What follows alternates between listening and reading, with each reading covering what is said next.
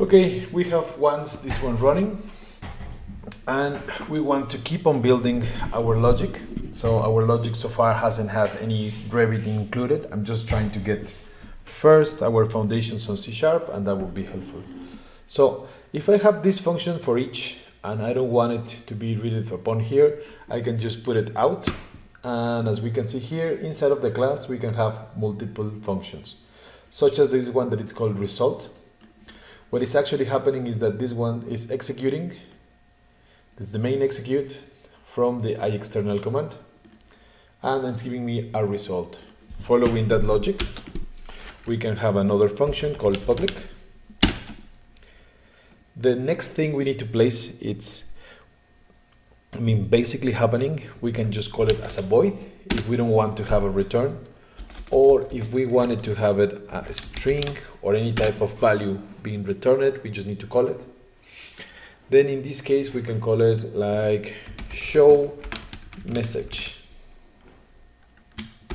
That is going to be the name of our function. It's going to be on yellow because yellow is going to be a function running, and we can open upon. So because it's returning a string, it needs to have a result at the end. So we can have it from, we can have it at the end of the function. So let's say we're going to do something like this. We're going to copy this function being, instead of happening here, we want it to happen inside of here. As you can see, it's showing me an error on all names and messages because all names, we don't have it. So we just need to declare what's the type of variable I'm inputting in. So all names, in this case, it's called a list string, and it's being called all names. That will fix the error, and now I have an all names being running. But still is missing a show message. So what we can do from here, it's having a return completed. So what is going to happen here is that when the function is called, it will request an all names type of argument, which is a list of strings. It will run the message multiple times, and then it will return a completed. So we need to call it on our main execute. It will be something like this. Is called a message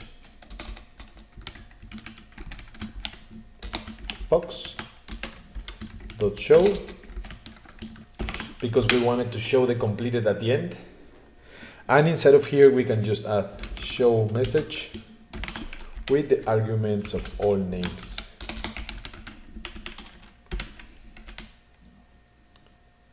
So what's happening is that it's adding the names, then it's being called on the show message. It will run the show message. When it's finished, it will show complete on the message box.